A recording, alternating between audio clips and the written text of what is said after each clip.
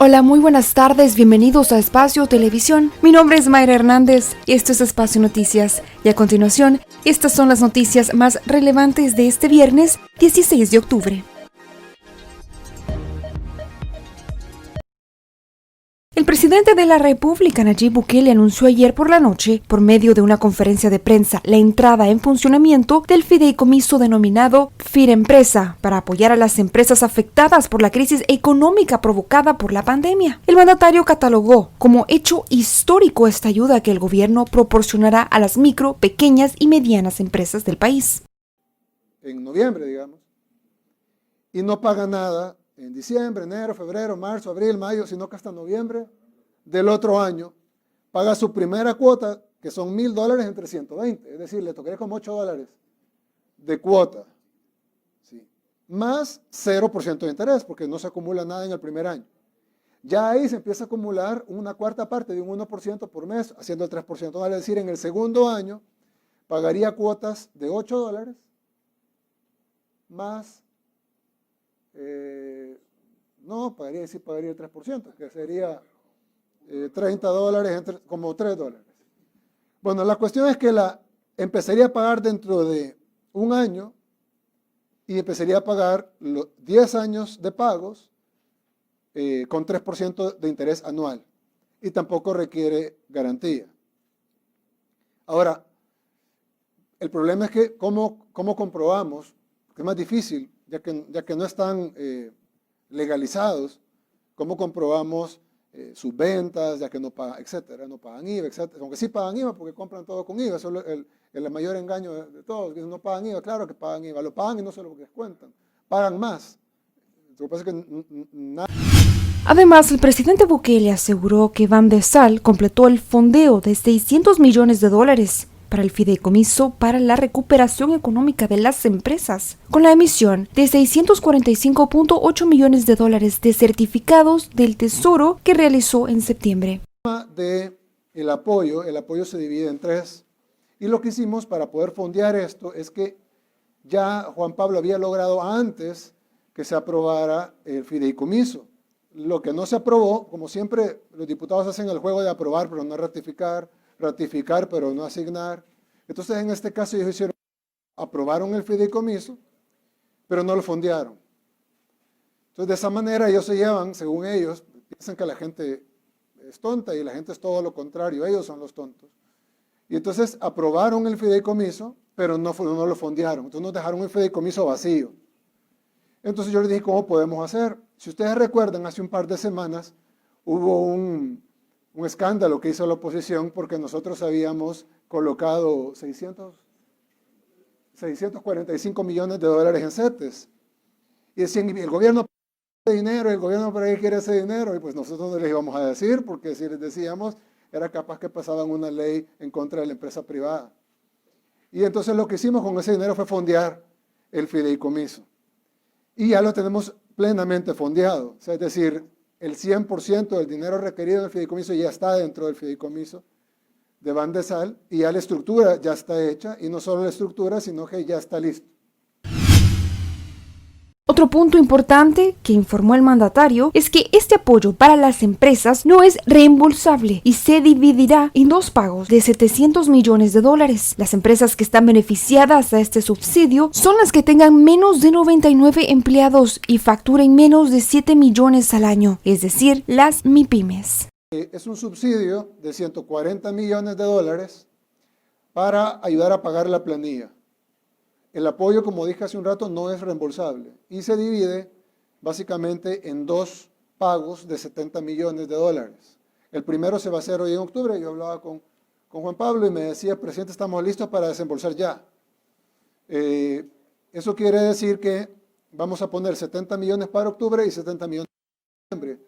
¿Quiénes van a ser beneficiadas? Todas las empresas del país que tengan menos de 99 empleados y que facturen menos de $7 millones al año.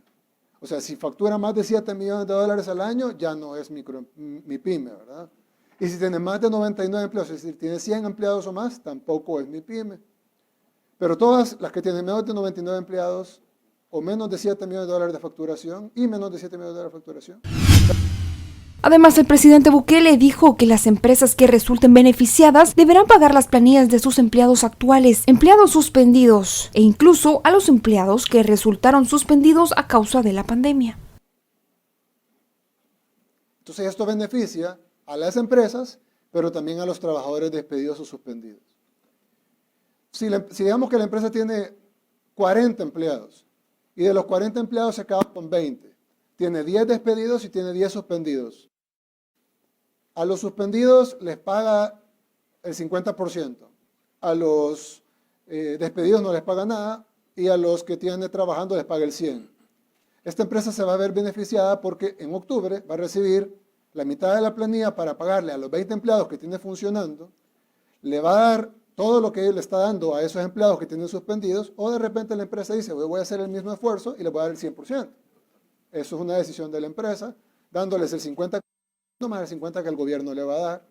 Y los empleados que tenía despedidos, aunque estén trabajando en otras empresas o aunque hayan puesto sus propias empresas o simplemente no estén trabajando, tiene que trasladar el dinero a esta. Otro anuncio importante que realizó el mandatario son los créditos para las MIPYMES, que tendrán una tasa de interés al 3% anual con un plazo de 10 años para solventar la deuda, con un año de gracia, tiempo que no realizará ningún pago. Pero quedarían todavía 460 millones disponibles.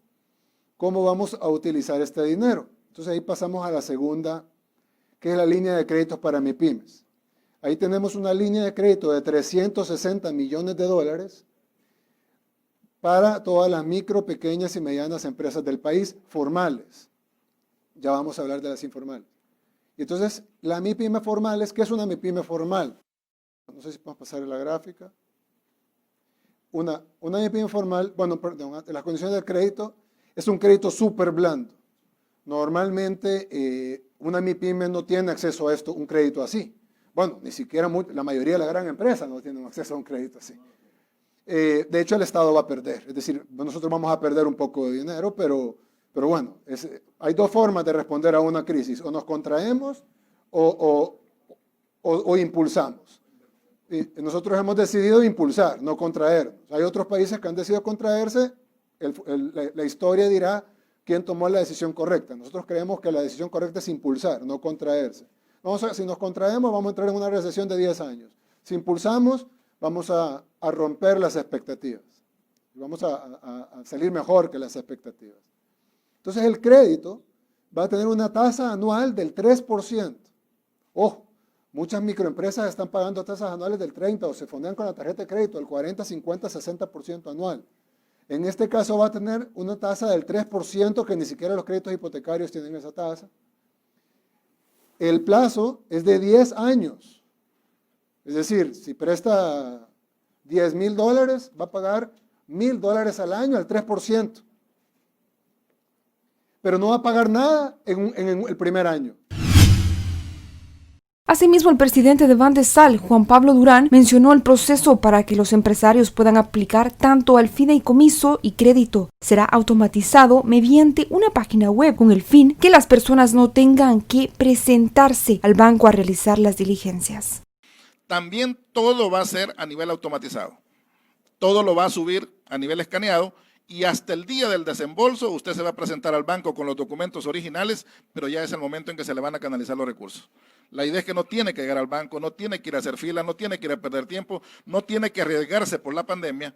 Hemos trabajado arduamente abriendo espacio en la nube, hemos comprado espacio en la nube, hemos robustecido nuestro sitio web, nos hemos blindado para cualquier intencionado que pretenda hacerle daño al sitio y además hemos tratado de crear una aplicación muy, pero muy amigable que yo espero que en las primeras reacciones que tengamos en las próximas 24 horas sean muy satisfactorias. Ante esto, el diputado de Arena, René Portillo Cuadra, dijo ayer mismo que la Asamblea Legislativa ya había aprobado los fondos para la reconstrucción y recuperación económica. El parlamentario reiteró que el presidente Bukele deberá explicar qué hizo con dichos fondos. Bueno, quizás habría que recordarle al presidente de la República que se le aprobó un crédito por 393 millones de dólares, más 250 millones de dólares del BID, que es dinero que iba directamente para la reconstrucción de las empresas de la reconstrucción de la economía y fundamentalmente para reactivar las planillas de las MIPYMES. Sería bueno que entonces el gobierno explicara qué va a hacer con ese dinero que ya ingresó a las arcas del Estado, porque si va a seguir colocando letes y CETES, eso implica deuda más cara. Entonces, nos gustaría saber como pueblo salvadoreño qué hizo ese dinero, porque ese dinero fue prestado y en los contratos de préstamo así está establecido, iba para reconstruir las MIPYMES y poder levantar las pequeñas empresas que ya habían quebrado. Diputado, sin embargo, el presidente anunció que fue activado este fideicomiso. Hay 100 millones de dólares que van a ser destinados para el financiamiento de proyectos de microempresarios. Sin embargo, aquel comerciante informal que no ha tenido o no tiene ningún récord crediticio prácticamente está fuera de este beneficio, diputado. Efectivamente, ese es uno de las situaciones irregulares que el presidente ha anunciado, porque resulta que de la economía salvadoreña, 700.000 personas se dedican al comercio informal de la economía. Estas personas quedan fuera para poderles ayudar en sus pequeños comercios, y el presidente únicamente va a enfocar esta ayuda a la gran empresa o a las empresas formales. Entonces prácticamente no se va a reactivar la economía. Ojalá que se reactive la economía a partir de los pequeños comercios, de los comercios informales y aquellos comercios que no están cotizando al Seguro Social, que es la gran mayoría que hay en el país.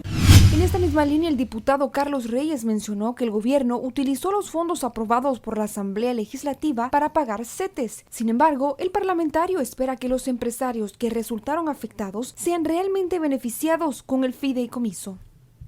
El gobierno emitió el 9 de julio eurobonos y sacó 1.000 millones, que eso lo dedicara los 600 millones para el fideicomiso. Lastimosamente no fue así y el gobierno utilizó buena parte de los fondos para pagar CETES y limpiar la línea de crédito que le permite estar con la tarjeta de crédito, como le llamamos. Creemos que llega un poco tarde esta parte, pero realmente al final ojalá que se termine beneficiando a todas aquellas microempresas, que se terminen beneficiando a todas aquellos trabajadores que en un momento determinado no han recibido su salario. Ojalá se siga beneficiando también a todos, por supuesto, a aquellos trabajadores individuales que realmente contemplaba todo lo que tenía que ver con el fideicomiso. Así que nosotros esperaríamos que el gobierno simplemente, si es que lo ha dicho que va a hacerlo ahora, y parece ser que no hemos visto, los que hemos estado en sesión plenaria, no hemos visto la conferencia que ha dado, pero parece ser que lo que va a hacer es emitir nuevamente CETES a través de certificados, y esto es lo que realmente pues ya veremos cómo va a hacer para obtener esos recursos. Pero lo que sí digo es que nosotros esperábamos en un inicio que esos 1.000 millones eran justamente destinados para esa parte, pero no fue así y el gobierno aquí al final presentó otra propuesta que para el fideicomiso lo que iban era más 150 millones de pesos.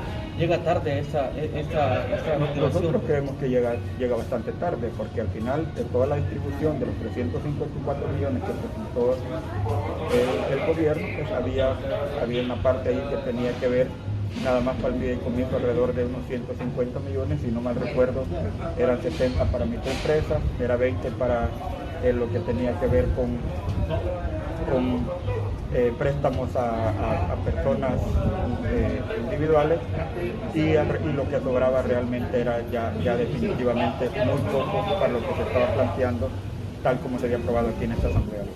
Cambiando de tema, el presidente de la República, Nayib Bukele, catalogó ayer de show que el juez de instrucción de San Francisco Gotera intenta realizar una inspección en las diferentes instalaciones de la Fuerza Armada para inspeccionar los archivos de El Mozote. El mandatario argumentó que no es posible otorgar el permiso debido a que se encuentran documentos militares sensibles y además, en esos lugares no hay documentos de El Mozote. Y entonces, como no lo van a dejar entrar porque obviamente ahí no están papeles del Mozote, entonces él llega y hace un video, ustedes tienen ya su BTR para publicar en el noticiero, el gobierno impide el acceso a la masacre del Mozote. Miren, señores, ahí no hay papeles del Mozote. Entonces me van a decir, bueno, pero si no hay papeles del Mozote, entonces ¿por qué no dejan entrar? Pues? Son bases militares, con documentos militares, con documentos secretos, documentos sensibles, que no son para la vista de Apolonio y de las 8 ONGs que andan con ellos. Entonces alguien me dice, no, pero es que solo vamos a ver lo del mozote. ¿Y cómo es mago él para saber dónde está? Si no dicen que no sabe dónde está, pues no fue a 4 bases. Entonces cuando llega a una base, digamos, y dice, vaya, quiero entrar ahí. No, mire, fíjese que ahí no está lo del mozote. No dejan entrar a la puerta 8. Ahí está lo del mozote. Dejen entrar a la puerta 8. Ábrame el archivero. Mire, pero ese archivero es de ayer. Todos esos documentos son nuevos. Mira, aquí dice 2020. No, ahí escondieron ustedes lo del mozote. Ábrame el archivero. No, que van a empezar los opositores. No quieren abrir el archivero. Abran el archivero. Cuando abran el archivero, no, mire, esto era de ayer. Híjole, pero tapémoslo. No, pero ¿por qué decía eso? Queremos la información de lo que decía ahí. Entonces, una de dos. O quieren el show o quieren exponer a la Fuerza Armada. Ninguna de esas dos cosas lo va a permitir. El mandatario salvadoreño anunció en la madrugada de este viernes que levantaría el cerco sanitario que había ordenado en el municipio de Chalchuapa debido a un incremento en el número de contagios que tuvo como resultado el martes 13 de octubre. Autoridades de salud, como seguridad y soldados, se hicieron presentes en la madrugada del miércoles 14 al municipio de Chalchuapa para establecer un cerco sanitario ordenado por el jefe de Estado con el objetivo de contener el contagio y evitar la proliferación del virus de COVID-19. El mandatario en su cuenta de Twitter dijo, las primeras 1000 sobremuestras nos dan un panorama menos sombrío de lo que pensamos en Chalchuapa. El cerco sanitario se levantará hoy a las 5 de la mañana. Nuestro equipo médico y voluntarios repartiendo víveres continuará en el municipio. Por su parte, el ministro de Salud, Francisco Alaví, aseguró que la cantidad de casos encontrados en casa por casa de Chalchuapa no fueron muchos. Sin embargo, hizo un llamado a la población a mantener las medidas y protocolos sanitarios para evitar más contagios. Ya se completó el procesamiento de la mayoría de las casas, esa búsqueda casa por casa, esa identificación de los contactos y de esos nexos de pacientes confirmados, y el panorama pues no es tan alta la cantidad de casos que se observaron en la búsqueda de casa por casa, y eso es una parte fundamental. Hemos visto cómo se han presentado pues 2 picos en estas gráficas de casos confirmados por día, pero también debemos identificar que es congruente con el incremento de las muestras. Una situación compleja donde evidentemente la cantidad de contagios, los conglomerados de casos han sido mayores, pero yo llamo a la población salvadoreña a que practiquemos las medidas y a que ocupemos los protocolos de bioseguridad para limitar esa cantidad de crecimiento de la enfermedad en nuestro país. Ante esto, el exministro de Salud, el doctor José Navarro Martín, aseguró que el cerco sanitario instalado en Chalchuapa no cumplió con el tiempo de cuarentena y que la comuna había realizado un buen trabajo con la población. Si la alcaldesa estaba haciendo ya su obra, en el sentido pues que había hecho ya un recuento de enfermos, había hecho visitas por casa por casa, dieron medicamentos, quiere decir que la población prácticamente estaba consciente de lo que le estaba pasando. Y la imposición de un cerco inmediato desde el punto de vista autoritario, porque no es voluntario, pone a la persona confinada prácticamente durante 38, 72 horas, y de esta manera pues yo creo que si la obra ya estaba hecha, en 2 o 3 días, ¿qué más podían hacer? Yo creo que la alcaldesa había hecho ya su trabajo, y ponerse... Cambiando de tema, el presidente de la República, Nayib Bukele, informó en la madrugada de este viernes que el gobierno realizó 3.438 pruebas de COVID-19 ayer, de las cuales 3.234 resultaron negativas y 204 positivas. Todos los contagios son locales. Los departamentos que más reportan casos son Santa Ana, San Salvador y San Miguel. Además, el ministro de Salud también informó en la madrugada el deceso de 4 personas tras complicaciones en su estado de salud debido al COVID-19. Los fallecidos son un hombre entre 60 y 70 años de edad, otro hombre entre 70 a 80, un hombre adulto mayor de 80 años y una mujer entre 60 y 70 años. Con estas nuevas cifras, el número de fallecidos asciende a 912. Un hombre fue asesinado esta noche de jueves entre la avenida Las Dalias y calle Los Eucaliptos, Colonia Las Mercedes y San Francisco en San Salvador. De acuerdo a los primeros informes, la víctima de 64 años de edad trotaba en las calles del sector cuando sujetos armados lo interceptaron y lo asesinaron sin medir palabras. El occiso ha sido identificado como Leonidas Argüello Scafini, un reconocido empresario farmacéutico, según primeras investigaciones de las autoridades. Hasta el momento se desconoce el móvil y tampoco se registran capturas. Bien, nos pasamos al clima. Se pronostica para este viernes a inicio de la tarde lluvias y tormentas a lo largo de la cadena volcánica en la zona norte y por la noche tormentas de moderada a fuertes en la zona oriental y central del país. El pronóstico del tiempo para este día viernes es el siguiente. Hoy lo que estamos observando es flujo zonal de componente este ligeramente acelerado sobre el mar Caribe y Centroamérica, acumulando humedad en la costa atlántica de Honduras y Nicaragua, producto de una vaguada prefrontal asociada a este frente frío que está sobre la Florida y llegando al canal de Yucatán. Esta condición lo que nos favorece abundante nubosidad durante la tarde y noche, donde vamos a esperar precipitaciones sobre todo en la cadena volcánica y montañosa del país, entre ligeras y moderadas.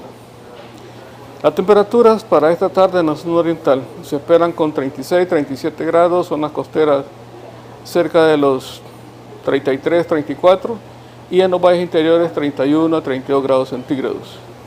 Cielos con nubosidad dispersa a medio nublado y nublado durante la noche y la madrugada. Y esta condición se mantiene prácticamente para el fin de semana en la medida que esta vaguada prefrontal se mueva un poco más hacia el oeste y tengamos precipitaciones siempre a final de la tarde y las primeras horas de la noche. Estas son las condiciones atmosféricas para este día viernes y parte del fin de semana. Nos pasamos a información internacional. El exministro de Defensa mexicano Salvador Cienfuegos fue detenido en Estados Unidos por narcotráfico. Este general, secretario de Defensa durante el gobierno de Peña Nieto, fue capturado a petición de la DEA en el aeropuerto de Los Ángeles. Estados Unidos ha detenido por narcotráfico al exministro de Defensa mexicano Salvador Cienfuegos. Este general fue secretario de Defensa Nacional durante el gobierno del expresidente Enrique Peña Nieto. El actual jefe de la diplomacia mexicana, Marcelo Ebrard, ha confirmado en Twitter su detención, que ha tenido lugar cuando llegaba al aeropuerto de Los Ángeles. Cienfuegos ha sido capturado a petición de la DEA, la agencia antidrogas estadounidense. Está acusado de narcotráfico y también de lavado de activos.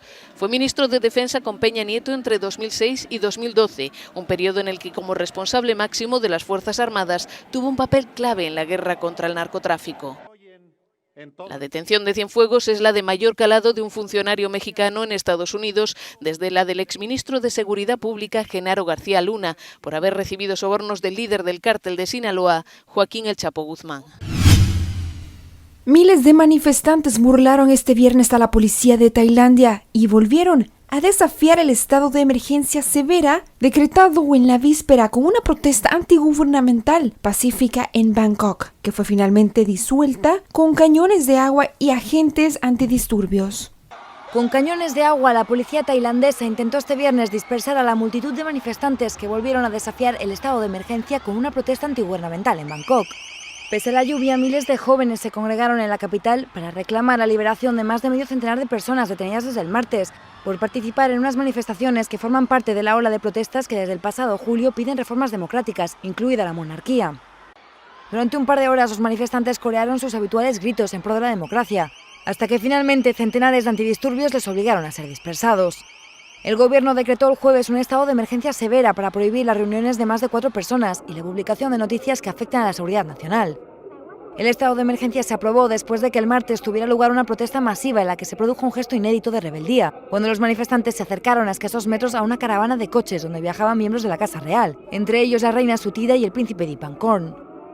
La principal demanda del movimiento estudiantil, que comenzó el 18 de julio y ha ido cobrando fuerza con protestas casi diarias, es la dimisión del gobierno, encabezado por el general golpista Prayut Chan-o-cha, y una nueva constitución, además de reducir la influencia del ejército en la política.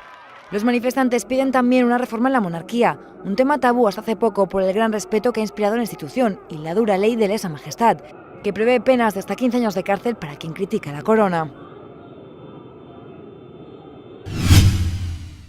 El vestuario del Barcelona se va a tener que sentar con el club para negociar una rebaja salarial. Los jugadores recibieron una carta que en la próxima semana se reunirían para pactar una nueva bajada de sueldo para hacer frente a la crisis económica que atraviesa el club. El Barça planea recortar un 30% de salario y los futbolistas no ven bien el requerimiento que se les pide. Los jugadores del Barcelona ya se recortaron el salario el pasado mes de mayo y lo hicieron para que el resto de los empleados no se vieran perjudicados y no les afectara afectase al bolsillo. Messi lideró la negociación con el vestuario y todos llegaron a un acuerdo para poner su granito de arena en la lucha frente a la crisis por COVID.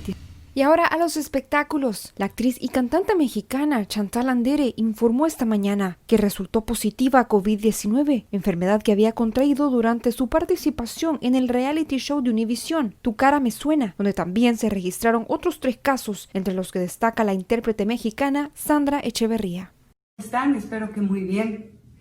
Quiero comentarles, como algunos de ustedes saben, estoy en un proyecto increíble que se llama Tu cara me suena US en Univision, un reality show que ha sido increíble. Lamentablemente, hoy me toca compartir con ustedes que di positivo a la prueba del COVID, como varios de mis compañeros desafortunadamente. Me siento muy bien, mis síntomas han sido nulos, una tos casi imperceptible afortunadamente. Le pido a Dios y a la Virgen de Guadalupe que así siga y que esta aventura con este bicho, como yo le digo, sea de lo más amable y generoso conmigo. Les pido sus oraciones, su buena vibra. Voy a estar en contacto con ustedes, no se preocupen. Primero Dios, todo va a estar muy bien. Quiero agradecerle a Univision y a la producción de Tu cara me suena tanto amor y tanto cariño para mí.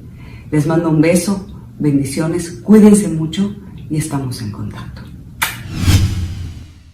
Gracias por compartir Espacio Televisión. Yo soy Mayra Hernández. Esto es Espacio Noticias. Y usted está informado.